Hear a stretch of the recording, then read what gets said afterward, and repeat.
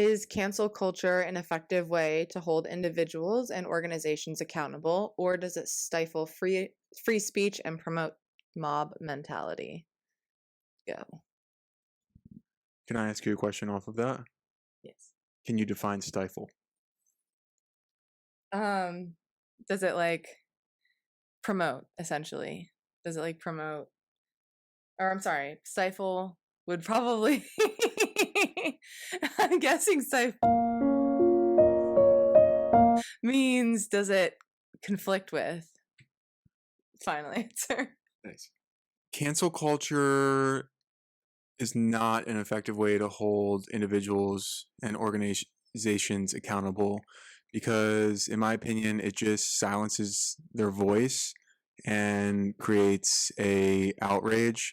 The best way to prove an individual or an organization, which is basically a bunch of individuals together, as wrong is to allow them to say their point in an open dialogue and then allow other people to argue against that point and then have people view both points and make a decision for themselves.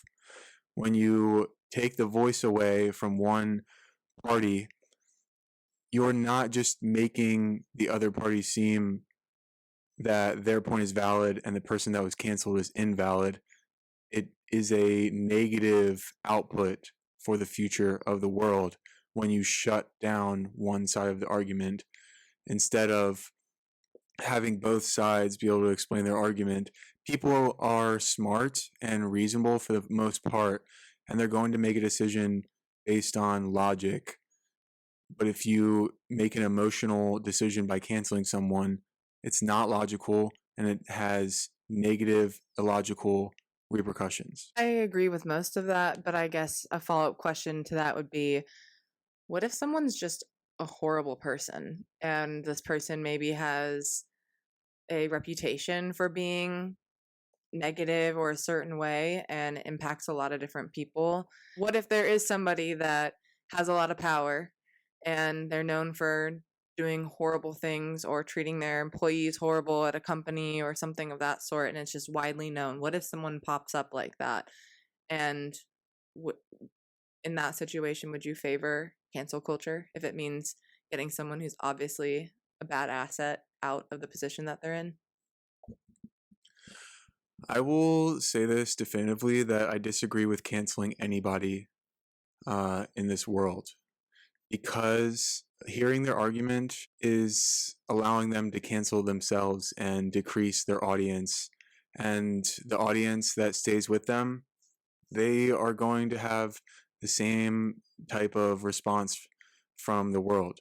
Cancel culture, along with AI and the worries around AI, is who is setting the criteria. Because if we set up these guidelines around cancel culture and it's coming from people in power that are maybe swayed one side or the other, and they have certain interests in monetary ideals, business ideals, or personal drive, then that is a blanket for the rest of the people that maybe don't agree with that. So I think less rules and let the people decide is always the better option because that is how America is here in the first place, is by a small group of people voicing out their opinions, fighting for it. And that is one of the biggest reasons that we have freedom in America, because for the most part of the almost 400 years that America has been established, we've had free speech. And in countries where there isn't free speech, everyone wants to leave, but they can't say it because cancel there is they cancel your life. That makes sense. I like that answer. Thought that would trip you, but it didn't.